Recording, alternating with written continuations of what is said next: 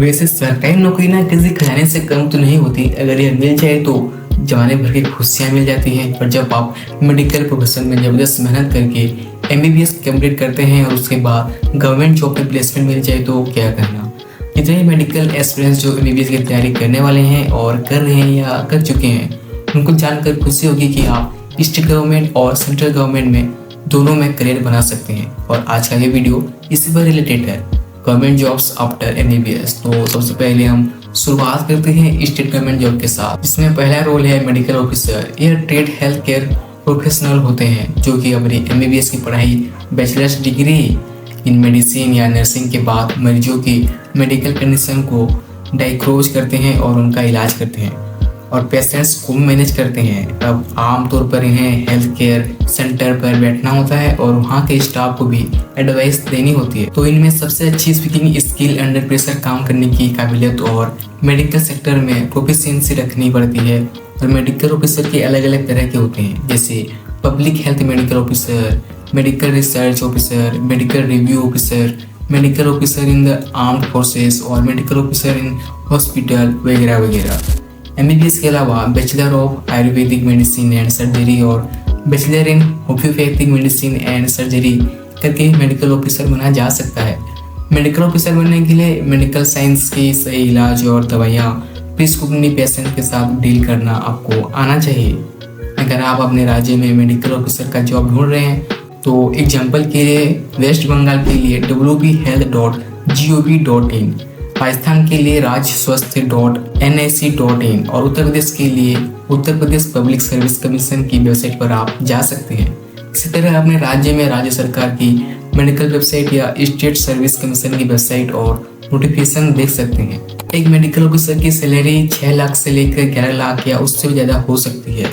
अलग अलग राज्यों में क्वालिफिकेशन, एक्सपीरियंस और सीनियरिटी के लिहाज से एनुअल पे स्केल अलग अलग हो सकता है। अगला रोल है चीफ मेडिकल ऑफिसर या CMO। इसे कहीं कहीं डिस्ट्रिक्ट मेडिकल ऑफिसर भी कहते हैं और पूरे जिले का हेल्थ ऑफिसर होता है और जिले में चल रहे सरकारी हॉस्पिटल की निगरानी, देखभाल, ओवरऑल ऑपरेशन की जिम्मेदारी इन्हीं की होती है।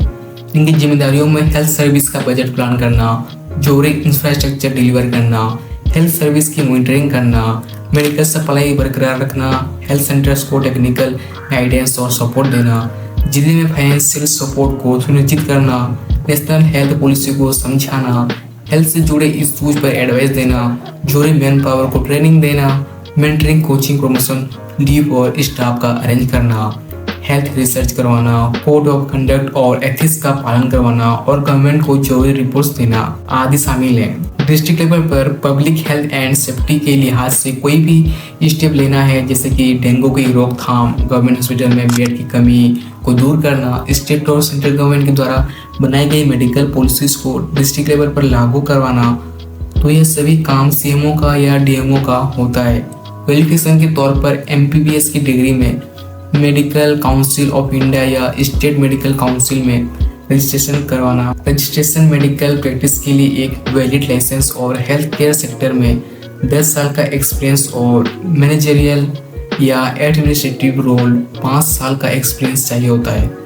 और डिस्ट्रिक्ट मेडिकल ऑफिसर की सैलरी 2 लाख से 10 लाख के बीच होती है, जो क्वालिफिकेशन और एक्सपीरियंस के हिसाब से और भी ज़्यादा हो सकती है। अगला गवर्नमेंट जॉब है सिविल सर्जन MBBS और मेडिकल में पोस्ट ग्रेजुएशन की डिग्री ले चुके कैंडिडेट्स अप्लाई कर सकते हैं। इनके पास 5 साल का एक्सपीरियंस होना चाहिए, उम्र 18 से 38 साल होनी चाहिए और अलग अलग कैटेगरी में छूट भी मिलती है। इसके लिए कैंडिडेट्स के पास कम से कम 5 साल का वर्किंग एक्सपीरियंस होना चाहिए, जिसमें मिनिमम 3 साल ऐसे हॉस्पिटल में काम करने का अनुभव होना चाहिए जिसमें मरीजों के लिए 30 से ज़्यादा बेड्स हों। वैसे अलग अलग राज्यों में डिस्ट्रिक्ट मेडिकल ऑफिसर या चीफ मेडिकल ऑफिसर का सिलेक्शन प्रोसेस काफ़ी अलग अलग होता है, जैसे Jharkhand medical officer, Uttar Pradesh public service commission medical officer, MPSC medical officer, CGPSC casualty medical officer, OPSC homeopathic medical officer वगैरह वगैरह। इन सभी पोजीशन के लिए एग्जाम होते हैं और क्वालिफाइड कैंडिडेट्स को इंटरव्यू के बाद रिक्रूट किया जाता है। ये एग्जाम राज्य के पब्लिक सर्विस कमीशन या स्टेट मेडिकल सिलेक्शन बोर्ड के द्वारा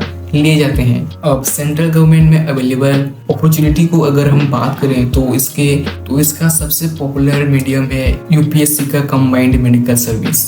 CMS एग्जाम हर साल जुलाई में कंडक्ट होता है। MBBS क्वालिफाइड कैंडिडेट्स इस एग्ज़ाम को दे सकते हैं और इसके जरिए ग्रुप ए और ग्रुप बी मेडिकल ऑफिसर्स को रिक्रूट किया जाता है। अप्रैल में इसकी नोटिफिकेशन आ जाती है और ऑनलाइन एप्लीकेशन देनी होती है। UPSC CMS को मैक्सिमम एज लिमिट है 32 साल और कैटेगरी वाइज उम्र में छूट भी दी जाती है। फेज 2 में पर्सनैलिटी टेस्ट और उसके बाद डॉक्यूमेंट वेरिफिकेशन होता है। इसके रिटर्न टेस्ट के पेपर फर्स्ट में जनरल मेडिसिन और पोडियोट्रिक्स के सवाल आते हैं। टोटल मार्क्स होते हैं 250 और टोटल टाइम 2 घंटे।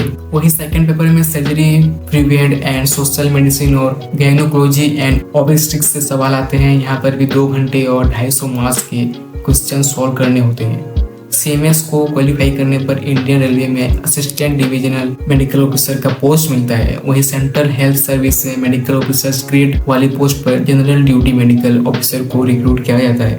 इन दोनों ही पोस्ट पर 6000 से लेकर 77,000 की सैलरी मिलती है। इसके अलावा म्यूनिसिपल कॉर्पोरेशन ऑफ दिल्ली में general duty medical officer grade 2, central health government में जूनियर स्किल मेडिकल ऑफिसर और Indian ordnance factory health service में असिस्टेंट मेडिकल ऑफिसर का रोल भी मिलता है। वैसे इन सभी ऑफिसर्स को एक्सपीरियंस के हिसाब से प्रमोशन, पेंशन और ग्रेजुएटी मिलती है। वैसे इसके अलावा कंबाइंड फोर्सेस में भी डॉक्टर्स अपॉइंट्स पर रिटर्न होते हैं और इंटरव्यू के बाद कैंडिडेट्स का सिलेक्शन होता है। MBBS क्वालिफाइड इन सभी डॉक्टर्स को इंडियन आर्मी, इंडियन नेवी और बाकी डिफेंस फोर्सेस को सर्व करने का चांस भी मिलता है। कैंडिडेट्स का टेस्ट मेडिकल काउंसिल या मेडिकल काउंसिल ऑफ इंडिया का मेंबर होना जरूरी होता है।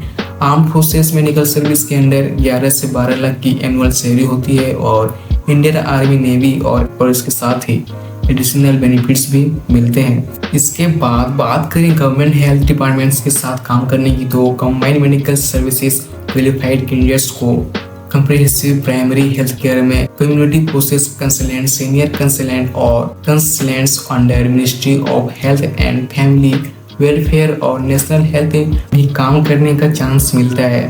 जहाँ तक बात है एकेडमिक जॉब्स की, तो AIIMS post graduate institute of medical education and research, Chandigarh Jawaharlal institute of post graduate medical education and research, Indian council of medical research यानी कि ICMR, Tata institute of foundation research और centre for cellular and molecular biology में भी service देने के लिए बुलाया जाता है। इन सभी मेडिकल ऑफिसर्स को इन प्रेस्टिजियस इंस्टीट्यूट्स में रेयर डिजीज के बारे में रिसर्च करने, इलाज ढूंढने और अफोर्डेबल दवाइयाँ बनाने में, वैक्सीन डेवलप करने में, पॉलिसीज बनाने में, सेंट्रल गवर्नमेंट को गाइडलाइंस देने और लीगल एंड सेफ्टी स्टैंडर्ड्स को तय करने का काम मिलता है। एवरेज एनुअल सैलरी 5 लाख से शुरू होती है और रूरल एरियाज में गवर्नमेंट की तरफ से अक्सर ही medical and health checkup camps लगाए जाते हैं। इसके लिए कैंप्स डॉक्टर्स की जरूरत पड़ती है और ये भी क्वालिफाइड MBBS डॉक्टर्स होते हैं जो पेशेंट कंसल्टेशन, फिजिकल